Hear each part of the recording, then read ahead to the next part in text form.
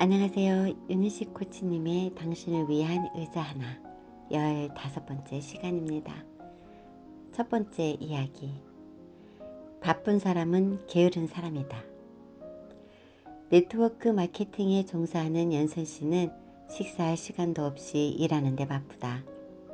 심지어는 밥 먹는 시간도 아까운지 반찬도 거의 먹지 않거나 한 가지 반찬만 먹는다. 저녁에 공부하는 모임에도 겨우 시간을 맞춰오곤 한다. 그런데 항상 허기져 있다. 그렇게 바쁘게 살다 보니 월 1,000만 원 정도 수입을 창출한다. 그분의 자동차를 얻어 탈 기회가 있어 차를 타려다 보니 내가 탈 자리가 없을 정도로 차 안에 온갖 물건이 가득하고 비닐봉지와 종이조각 등이 여기저기 널려있다. 부랴부랴 차를 치운다고 바쁘다. 나중에 들은 바로는 집안 청소도 거의 할 시간 없어 벗어놓은 옷까지며 온갖 잡동사니가 널려있다고 한다. 남편과 아들에게 요리해줄 시간도 부족하고 그들과 함께 즐거운 시간을 가질 기회도 드물다고 말한다. 당연히 남편과 사이는 그저 서류상 부부 정도일 뿐이다. 아들의 장래나 공부에 대해 진지하게 이야기하는 것도 시간 투자하기가 아까워서 못하고 있다고 말한다. 이분의 삶은 말 그대로 바빠 죽을 지경이다. 그러니 정작 자신이 소중하다고 말하는 가족이나 청결한 환경을 유지하고 인생을 행복하게 하는 일에는 소홀하다. 한마디로 그분은 정작 중요한 일에는 게으른 셈이다. 경윤 씨는 50대 중반의 나이에 청운의 꿈을 갖고 대학 2학년에 재학 중인 주부이다. 공부와 아내, 그리고 두 아이의 할머니로서의 역할에 소홀하지 않으면서도 결코 바삐 살지 않으려 노력한다. 자신의 도움을 필요로 하는 누군가의 간절한 요청에 응하기 위해서는 일정 정도 게으른 시간을 비축해두려 애쓴다. 오늘도 시각장애를 겪고 있는 동료가 장애 등급 조정 행정소송을 준비해야 하는데 눈이 잘 보이지 않기에 겪을 수밖에 없는 여러 가지 일들, 차량 운전, 법률구조공단 동행, 서류 작성 등을 돕기 위해 하루 종일을 소비한다. 이분은 종종 게으른 시간을 확보해 두기 때문에 의미 있는 일에 자신의 시간을 나눌 수 있다. 주영 씨는 주부이다. 남편은 대기업에 다니고 아이는 미국에 유학 중이다.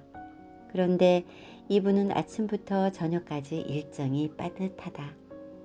아침에 수영으로 오전을 채우고 영어 공부와 기타 교실 그리고 온갖 친구 모임으로 하루가 어떻게 지나가는지도 모를 지경이다. 그런데 이번에는 일본어를 배우기 위해 새로 학원에 등록했다. 이분의 입에서는 나 바빠 죽겠어. 백수 과로사 하겠네 라는 말들이 수시로 나오곤 한다. 이분은 왜 사는가? 나는 누구인가? 인생의 참 의미는 무엇인가? 등과 같은 삶의 근본적인 질문을 던지기 위한 시간은 존재하지 않는다. 아마도 그런 질문과 맞닥뜨릴 시간을 없애기 위해 그토록 바쁘게 사는 것은 아닌지 모르겠다. 이분은 스스로를 바쁘게 만들므로써 정작 삶의 의미에 대한 근원적 해답을 찾는 일에 게으른 삶을 살고 있는 것은 아닐까? 컴퓨터 오락을 하느라 바쁜 학생이 궁극적으로 공부하는 것을 게을리하는 것처럼 우리가 어떤 일에 몰입하여 지나치게 바쁘다면 정작 중요한 일을 해야 하는 일에 게으름을 피우고 있자는지 살펴볼 필요가 있지 않을까? 바쁜 사람은 게으른 사람이다. 바쁜 사람은 정작 중요한 일을 못한다. 그러므로 정말 중요한 일을 할 수 있도록 자신에게 게으른 시간을 허락하는 사람이 참으로 가치 있는 일에 제대로 바쁠 수 있다. 오늘 시각장애인의 애타는 심정을 헤아려 그분을 도와서 일 처리하는데 온통 시간을 할애한 그 대학생 주부처럼 말이다. 게으른 자가 종종 세상을 돌본다. 두 번째 이야기. 그대는 상대에게서 무엇을 보는가?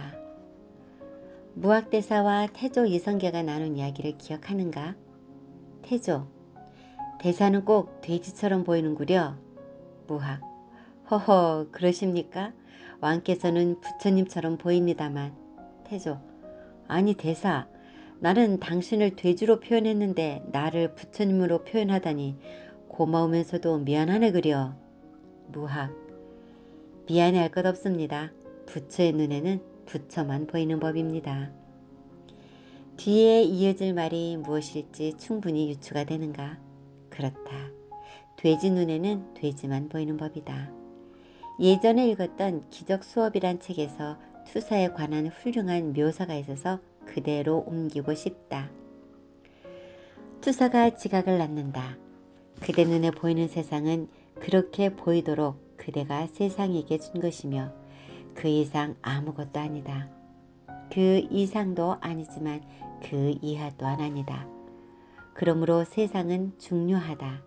세상은 그대의 마음 상태의 증거로서 내적인 상황을 보여주는 외적인 그림이다. 사람은 그가 생각하는 대로 지각한다. 그러므로 세상을 바꾸려고 하지 말고 세상에 대한 그대의 마음을 바꾸기로 선택하라. 지각은 결과이지 원인은 아니다. 게슈탈트 심리학 김정규 지음을 읽다가 내게 참 감동을 주었던 말도 소개하고 싶다. 우리가 타인의 장점을 알아볼 수 있는 것은 우리 자신 속에서도 그러한 장점이 있기 때문이다. 세상이 어찌 보이는가? 빨간색인가 아니면 파란색인가? 그도 아니면 보라색인가? 지금 그대는 노란색 세상을 바라고 있지는 않은가? 그렇다면 방법은 간단하다.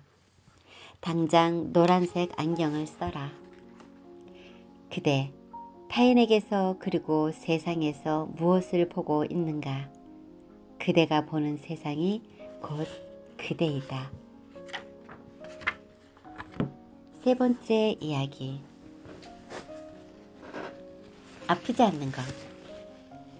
그것이 바로 효. 참교육 학부모회 참학에서 인연을 맺은 곽경숙이라는 선비가 있다. 그분은 참학에서 개설한 인문학 독서 모임의 리더였다. 이분이 논어의 매력에 빠져 그 공부에 10여 년을 정진하더니 급기야 울산 여성 문화공간이라는 곳에서 논어를 강의하기에 이르렀다. 그로부터 3년의 시간이 흘렀다. 마침내 강의를 마무리하는 날, 그 감동을 나누기 위해 내게 전화를 걸어왔다. 자신의 성취를 기꺼이 기뻐하고 축하해 줄 사람으로 나를 선택한 것이다. 참으로 영광이었다. 그분과 강의를 마친 소감과 보람에 대해 많은 이야기를 나누고 나서 마지막에 나는 이렇게 물었다. 효란 무엇입니까? 그분이 대답한다. 효란 아프지 않는 것입니다. 아마도 맹무백이 공자에게 효를 물었을 때 부모 유기 질지우라고 대답하신 말씀을 떠올린 것 같다. 즉 부모는 자식이 병이 날까봐 그것만을 근심한다 라는 얘기다. 그래서 다시 물었다. 행동으로서의 효는 어떤 것들이 있을까요? 그분은 즉답을 주지 않았다. 그로부터 약 일주일 후 카톡으로 문자가 왔다. 내가 한 행위로서의 효가 무엇이냐는 질문이 계속 머리를 맴돌았다 한다. 그러면서 이렇게 자신의 생각을 정리해 주었다. 1. 부모님이 낳아주시고 길러주신 내 몸을 건강하게 유지해야 한다. 그 마음으로 다른 사람이 건강하게 살도록 도와야 한다. 2. 자신을 소중히 여겨야 한다. 자신을 소중히 여기는 그 마음으로 남도 소중히 여겨야 한다. 3. 바르게 살아야 한다. 어떻게 사는 것이 바르게 사는 것일까? 그 마음을 연장해서 바른 사회를 만드는 데 일조해야 한다. 4. 부모님이 나에게 물려주신 재능이 무엇인가를 알아내서 살려야 한다. 그 재능으로 사회에 도움이 되어야 한다. 자신의 재능이 무엇인가를 알아내기 위해서는 이것저것 용기 내서 해봐야 하며 그 재능으로 스스로를 발전시키고 사회에 기여해야 한다. 5.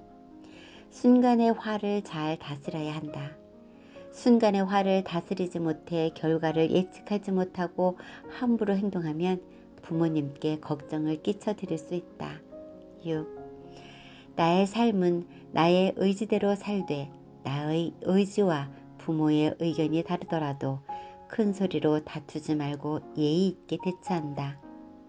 시간을 두고 틈틈이 내 생각을 공손하게 말씀드리고 예의 바른 자세를 잃지 않아야 한다. 그러다 보면 내 생각도 더 구체화되거나 바뀌거나 할 수 있으며 부모님도 자신의 생각을 바꾸거나 더 지혜로운 방안을 생각해 내실 수도 있다. 곽경숙 선배는 결국 이 모든 것이 가능하기 위해서는 아프지 않아야 된다는 말로 자신의 생각을 마무리했다. 특히 효가 부모를 위해 무엇을 행하는 것이라기보다는 자신을 잘 돌보고 가꾸는 것이 결국 효행이라는 점이 참 마음에 와닿았다. 효란 결국 육체적으로 정신적으로 아프지 않는 것이다. 건강하지 않는 삶을 사는 사람은 부모에게 근심의 대상이 되기 때문이다. 어느 날 거실에 라이터가 놓여있는 것을 보게 되었다. 혹시 아들이 담배를 피우는 것은 아닐까 의심이 되었다. 즉각 아들을 불러앉혔다. 흡연 여부를 확인해 보니 최근에 한두 개피 피우기 시작했다고 한다. 아들에게 물었다. 아들아, 효가 무엇이라고 생각하냐? 모르겠는데요. 기가 찼다. 효가 뭔지 모르다니. 그래서 다시 물었다. 효가 뭔지 모른다면 너는 효도도 할 수가 없겠구나. 그렇네요. 그래서 휴대폰으로 맹무백의 질문에 공자가 대답한 부모 유기 질지우를 검색하게 했다. 그리고 아들의 두 눈을 응시하며 말했다. 나는 네가 효도하기 바란다. 담배를 피우는 것은 너의 건강을 해치게 된다. 너 스스로 건강을 해치는 행위를 해서 불효자가 되는 것을 원치 않는다. 나는 한참을 기다려 다시 질문을 했다. 너 효도할 수 있겠나? 1시간 후에 대답해다오. 아들은 1시간 후에 내 앞에 앉았다. 그리고 대답했다. 효도하겠습니다. 최근에 확인해 본 결과 아들은 자신의 약속을 잘 지키고 있었다. 책 출간을 앞두고 아들에게 물었다. 이 내용을 책에 넣어도 문제없겠지? 네. 얼굴에 흐뭇한 미소가 흘러갔다.